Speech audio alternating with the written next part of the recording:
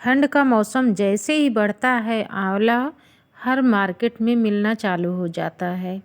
और आंवला बहुत ही फ़ायदेमंद होता भी है, आँखों की रोशनी बढ़ाता है, बालों और त्वचा की खूबसूरती को भी यह बहुत ज़्यादा मदद करता है, पाचन में भी सुधार आता है। आंवला में मौजूद विटामिन सी शरीर की रोग प्रतिरोधक क्षमता को बढ़ाता है और वायरल इन्फेक्शन से लड़ने में भी मदद करता है।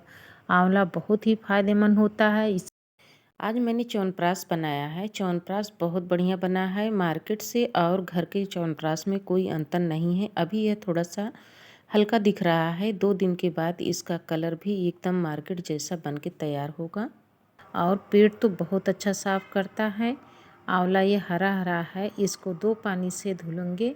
2 पानी वॉश करने के बाद इसे पतीला में लेकर के उबालेंगे। जब पतीला में डालने पर हम जितना आंवला है इसका 2 गुना पानी डालेंगे, ताकि ये आंवला अच्छे से उबल जाए और इसमें हल्का सा कसैलापन भी पानी में आ जाता है। उस पानी को फेंके ना, उसे ठंडा करके पी सकते हैं, बहुत ही फ़ायदेमंद होता है पानी। आंवला को मैंने ले लिया है, अब इसमें पानी ऐड कर रहे हैं। अब इसे कुछ नहीं करना है, केवल गैस पर रखना है। इसे 10 से 15 मिनट तक उबालेंगे, जब तक आंवले में क्रैक ना आ जाए। आंवला जब अच्छे से उबल जाता है तो वह फट जाता है। आंवला को न फाड़ना है और न ही ज़्यादा इसे कम उबालना है। आंवला को गैस पर रख दीजिए और ढक्कन लगा दीजिए। 15 मिनट के बाद जब चेक करेंगे, आंवला बहुत अच्छे से उबल रहा है। अब इसे चेक करने के लिए 1 चम्मच ले लीजिए और उसमें आंवले को निकाल लीजिए। आंवला जैसे ही हम निकालते हैं इसमें क्रैक पड़ा रहता है, यानी यह फट जाता है हल्का सा। बस इसी तरह से हमें चाहिए। इसमें हल्का हल्का दिखाई दे रहा है, अब काफ़ी जल रहा है, तो हाथ से अभी इसे दबा नहीं सकते हैं, लेकिन यह बहुत ही आराम से फट जाता है। हल्का सा जब फट जाए तो समझ लीजिए आंवला बहुत अच्छे से पक गया है। जैसे हम दबाते हैं आंवला कई फाकियों में अलग हो जाता है। इसी तरह से हमें चाहिए। गैस को बंद कर दीजिए और इसे निकाल लीजिए। इसे एक और दिखा रहे हैं, यह काफ़ी अच्छे से दिखाई दे रहा है। आंवला पक जाने के बाद उसमें क्रैक पड़ जाता है, बहुत आराम से पता चल जाता है कि आंवला पक गया है। हमें इसी तरह से सारे आंवले को पकाना है, जैसे हम पका करके खाली होते हैं और उसे ठंडा करने के लिए रख देंगे। चम्मच की सहायता से मैं दिखा रही हूँ ताकि आपको पकाने में दिक्कत ना हो। आंवला को इस तरह से जब पकाते हैं बहुत ही अच्छे से पका हुआ रहता है, और जब भी उबालें तो अच्छे से वह फटा रहे, तो समझ लीजिए आंवला हमारा पक गया है। बस यही रीज़न है। अब आंवला पकाने के बाद एक जाली वाली बर्तन ले लीजिए और नीचे से भगोना लगा दीजिए। जो पतीला नीचे से लगाएंगे वह बड़ा होना चाहिए, ताकि जो पानी डालें नीचे गिरे ना, और जो भी रहे पतीले में ही आकर के गिरे। इस तरह से पानी को निकालना है। पानी जैसे हम निकाल लेंगे उसके बाद आंवला केवल रह जाता है। इस पानी को फेंकना नहीं है। इसे जार में जब ग्राइंड करेंगे तब यह पानी यूज हो जाता है। बहुत ज़्यादा पानी है तो उसे फेंक देंगे। और मैंने इसमें बहुत ज़्यादा पानी डाला था आंवले में, ताकि इसका कसैलापन थोड़ा सा कम हो जाए। इस तरह से छिलका हल्का सा जब दबाएंगे आंवले को तो छिलका बहुत जल्दी से निकल जाता है और बीज इसका अलग कर देंगे। आंवले को हमें बारी बारी से इसी तरह से छीलना है। एक तरफ से इस तरह से दबा देंगे और यह बहुत ही आराम से अलग हो जाता है। आंवला को छीलने में भी काफ़ी दिक्कत होती है, लेकिन इसे जब हम उबाल लेते हैं तो इसमें ठंडा पानी डाल दीजिए। पानी गिराने के बाद तो यह कम जलता है, और इसे गरम गरम आंवले को हम छील लेंगे बड़े आसानी से। इसका छिलका अलग कर देंगे। इसी तरह से हमें सारे आंवले को छीलना है। ठंड के मौसम में च्यवनप्राश ज़रूर बनाना चाहिए। घर में 1 किलो आंवला ले रहे हैं तो आराम से 2 किलो च्यवनप्राश बना सकते हैं। और यह बहुत ही फ़ायदेमंद होता है। मैंने इसका अचार भी बनाया है, मुरब्बा भी बनाया है और च्यवनप्राश भी बनाया था। आप उसे वीडियो में देख सकते हैं यूट्यूब पर। 2024 में मैंने च्यवनप्राश बनाया था और मुरब्बा भी बनाया था। अभी मैंने मुरब्बा बना कर के नहीं रखा है, इसको बनाने के बाद मुरब्बा बनाएंगे। अभी ये छोटा आंवला था तो मैंने सोचा इसका हम क्यों ना च्यवनप्राश बना लें। और जब हम मुरब्बा बनाएंगे तो थोड़ा सा बड़े आंवले लेंगे। बड़े आंवले का मुरब्बा अच्छा लगता है खाने में, और यह छोटा छोटा रहता है तो इसमें बहुत ज़्यादा कसैलापन खट्टापन रहता है, तो चीनी की मात्रा ज़्यादा लेनी पड़ती है। वैसे जब हम घर में बनाते हैं तो अक्सर गुड़ का च्यवनप्राश बनाते हैं। मैंने यूट्यूब पर डाल दिया है, आप देख सकते हैं। और आज मैं चीनी से बनाऊंगी च्यवनप्राश और यह बहुत अच्छा बन के तैयार होगा। पहले तो पता ही नहीं था कि यह काला कैसे होता है, लेकिन अब समझ में आया। जैसे ही हम मसाला डालते हैं, मसाला का रंग अलग अलग रहता है और उसका फ्लेवर भी अलग रहता है। कोशिश करें जब हम घर में च्यवनप्राश बनाते हैं तो उसका गुड़ के बनाएं तो काफ़ी फ़ायदेमंद होता है, क्योंकि गुड़ में आयरन रहता है। और जब इसे लंबे समय के लिए बनाकर स्टोर कर सकते हैं तब इसके लिए आप गुड़ नहीं चीनी इस्तेमाल करिए, और यह ख़राब नहीं होता है। इसे साल 2 साल 3 साल रख सकते हैं। यदि हम गुड़ का बनाते हैं तो जैसे गर्मी का टेम्परेचर बढ़ता है, गुड़ अच्छे से पिघल जाता है और उसका फ्लेवर अच्छा आता नहीं है। यह च्यवनप्राश चीनी का बनेगा और इसे साल 2 साल 3 साल रख सकते हैं, यह ख़राब बिल्कुल नहीं होता है। और इधर आंवले को मैंने छील लिया और इसे ग्राइंड करेंगे। ग्राइंड करते समय जब आंवला ग्राइंड करते हैं तो बहुत ही अच्छे से वह ग्राइंड नहीं होता है। इसके लिए हमें इसमें थोड़ा सा पानी ऐड करना पड़ेगा। पानी डालने से यह बहुत बढ़िया ग्राइंड हो जाता है।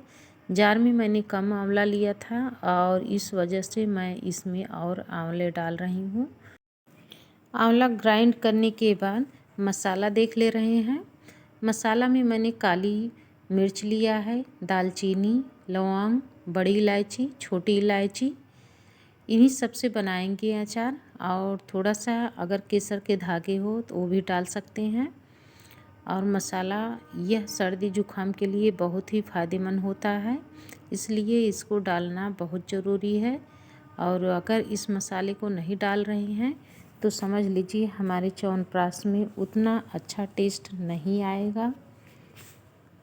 आंवला ग्राइंड करते समय 1 कप पानी डाल दें या फिर आधा कप पानी डाल दें तो वह बहुत ही अच्छा से ग्राइंड होता है। इसको देख रहे हैं, बिल्कुल गुठलियाँ नहीं है इसमें, एकदम बहुत बढ़िया से यह ग्राइंड हुआ है, बहुत ही स्मूथ है।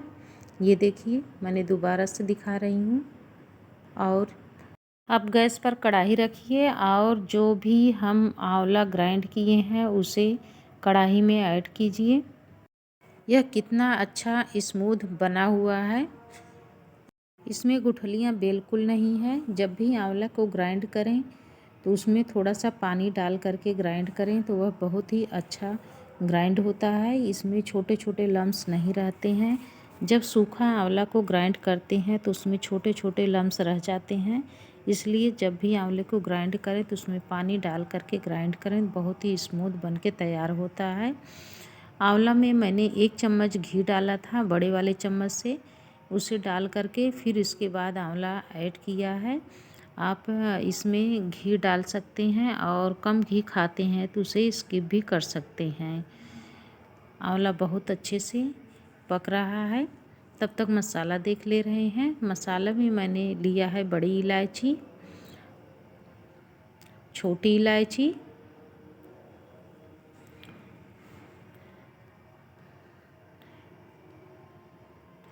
यह है दालचीनी,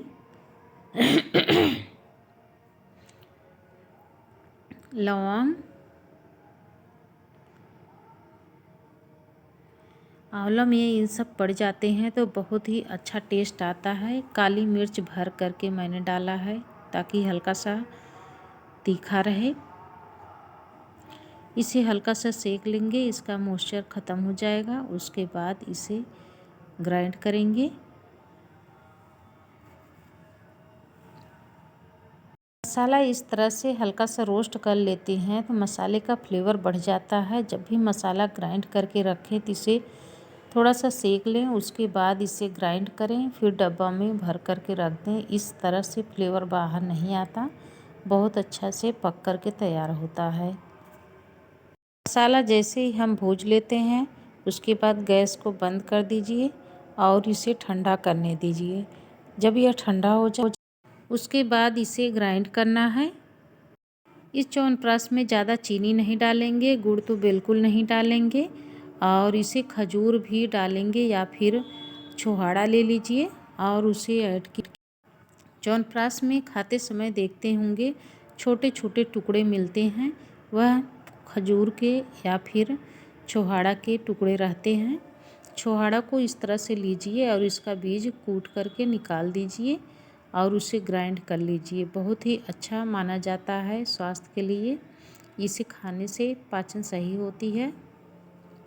छोहाड़ा को खलबट्टे में डाल करके इस तरह से जब हम कूटते हैं तो उसका बीज बहुत ही आसानी से निकल जाता है। जब भी छोहाड़ा लें तो उसे खलबट्टे में डाल करके एक एक को 2 बार उसे कूटेंगे बहुत अच्छे से। यह खलबट्टे की सहायता से इसका बीज निकल जाता है और हमें इसी तरह से निकालना है। आंवला हमारा पक चुका है और इसमें देख रहे हैं नीचे से हल्का हल्का से पकड़ने का चांस है। गैस को मैंने कम ही किया है और इसे बहुत अच्छे से पका लिए हैं। अब इसमें डालेंगे कुछ बेसिक मसाले और मीठा करने के लिए चीनी। मैंने पहले ही बताया था कि इसमें गुड़ नहीं डालेंगे। गुड़ का च्यवनप्राश मैंने बनाया था 2024 में और वह बहुत अच्छा बन के तैयार हुआ था। अगर उसे देखना चाहते हैं तो यूट्यूब पर देख सकते हैं यूनिगीता किचन में। आंवला 2 किलो है तो हमें 1 किलो चीनी लग जाती है। 1 से 1.5 किलो चीनी कर देंगे तब भी कोई दिक्कत नहीं है, क्योंकि आंवला खट्टा है और कसैलापन दोनों आता है फ्लेवर इसका। इसको इस तरह से मिक्स किए हैं। मैंने इसमें 1.5 किलो चीनी क्यों डाला है इसे आगे बताएंगे। और जब भी आंवले का मुरब्बा बनाएं या फिर च्यवनप्राश बनाएं तो 2 किलो आंवला है तो आराम से इसमें 2 किलो चीनी पड़ जाती है। आंवला को इस तरह से हमें चलाते रहना है ताकि नीचे से पकड़े ना। यह मैंने मार्केट के रेसिपी बताई है। मार्केट का रेशियो यही है, 2 किलो आंवला और 2 किलो चीनी लग जाता है। लेकिन जब घर पे बना रहे हैं तो इतना चीनी नहीं डालेंगे। 2 किलो आंवले में 1 से 1.5 किलो चीनी ऐड कीजिए और इसमें आधा किलो छोहाड़ा है उसे ग्राइंड कीजिए और इसी में मैंने डाला है आधा केजी के लगभग बादाम भी, उसे ग्राइंड करेंगे। मार्केट का जो च्यवनप्राश लेते हैं इतना बादाम उसमें नहीं डाला जाता, लेकिन घर पे बना रहे हैं तो इसे ज़्यादा मात्रा में करके डालेंगे ताकि यह अच्छा लगे खाने में भी और चीनी की मात्रा कम हो जाए। इसे अच्छे से ग्राइंड करेंगे। फाइन पाउडर बादाम तो हो जाती है लेकिन जो छोहाड़ा रहता है वह अच्छे से ग्राइंड नहीं रहता, हल्का हल्का सा टुकड़ा उसमें रह जाता है। उसे हमें छानना भी नहीं है, बस उसे ग्राइंड करके ही रखना है। इस तरह से इसे हम ग्राइंड करेंगे। मसाला को मैंने अलग ग्राइंड किया है और छोहाड़ा बादाम को अलग ग्राइंड किया है। अब छोहाड़ा बादाम को आधा केजी छोहाड़ा है और आधा केजी बादाम है, इन सबको डालने पे यानी 1 केजी हमारा हो गया छोहाड़ा और बादाम। 2 किलो आंवला है उसको ले लीजिए, 3 किलो हो गया। और 1.5 किलो मैंने चीनी डाला है, 4 हो गया। 4.5 किलो च्यवनप्राश यह तैयार है। अभी मैं इसमें आधा लीटर पानी ऐड करूँगी और थोड़ा सा मसाला ऐड करेंगे, यानी कि हमारा 5 किलो च्यवनप्राश बहुत ही आराम से बन करके तैयार होगा और यह खाने में बहुत अच्छा लगता है। ऐसा नहीं है कि यह कड़वा आए, तीखा आए, कसैलापन आए। आंवला अमृत कहा जाता है। अमृत का मतलब यह है कि आंवला थोड़ा खट्टा भी आता है और कसैला में भी आता है। आंवला मीठा भी होता है, खाने के बाद मिठास भी लगती है उसमें।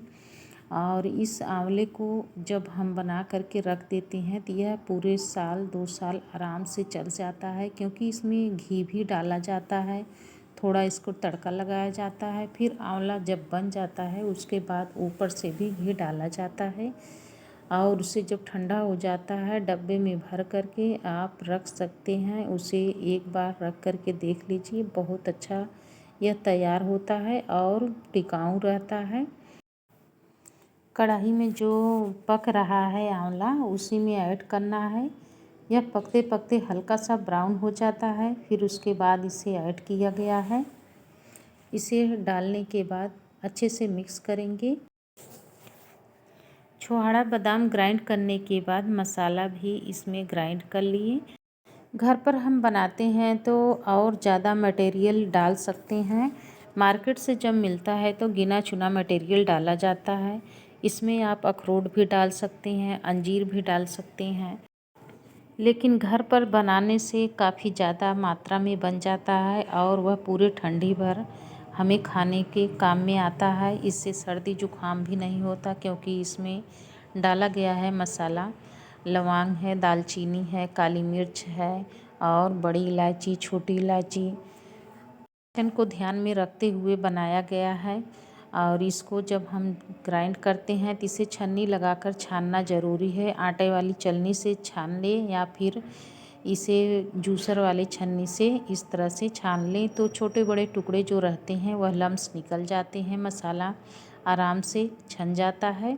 अब एक कढ़ाई अलग से लीजिए, कढ़ाई में 2 चम्मच घी डालिए। घी डाल करके हम मसाले को अच्छे से भूंजेंगे ताकि च्यवनप्राश में फ्लेवर बढ़िया आए। इस तरह से भूनने से फ्लेवर बढ़िया आता है। और यह ऑप्शनल है, अगर जल्दी में बना रहे हैं तो आप बिना भूजे थोड़ी से घी की मात्रा ज़्यादा करके आंवले में ही डाल सकते हैं डायरेक्ट। और लेकिन घी में डालने के बाद मसाला को जब पका लेते हैं तो इसका फ्लेवर बहुत ज़्यादा बढ़ जाता है। इसलिए घी में तड़का लगा करके इसमें 2 गिलास पानी डाल दीजिए और इसे अच्छे से उबालने दीजिए। इसे 5 मिनट पक जाए, फिर उसके बाद आंवले में डाल दीजिए। इस तरह से एक बार बना करके देखिए, च्यवनप्राश बहुत बढ़िया लगता है, मार्केट से दुगना अच्छा लगता है खाने में और इसका टेस्ट इतना अच्छा आता है कि क्या बताएं। बहुत बढ़िया च्यवनप्राश बनता है अगर इस मेथड से बना रहे हैं, और बहुत ही परफेक्ट बन के तैयार होगा। इसे 5 मिनट हो गया है, अब इसे कुछ करना नहीं है। एक पकड़ की सहायता से कढ़ाई को पकड़िए और जो आंवला पक रहा है उसमें ऐड कर दीजिए। आंवले का कलर देख रहे हैं, वाइट है। जैसे ही मसाला डालते हैं इसका कलर चेंज हो जाता है और यह ब्लैक कलर में आ जाता है। कढ़ाई में अभी लगा हुआ है, उसमें 1 से 2 गिलास पानी आराम से डाल दीजिए और आंवले में डाल करके इसे हमें 15 से 20 मिनट तक पकाना है। 15 से 20 मिनट जब हो जाएगा फिर उसके बाद हम इसको डब्बे में भर करके रखेंगे, लेकिन ठंडा हो जाने के बाद। इसे इसी तरह से पकाते रहिए।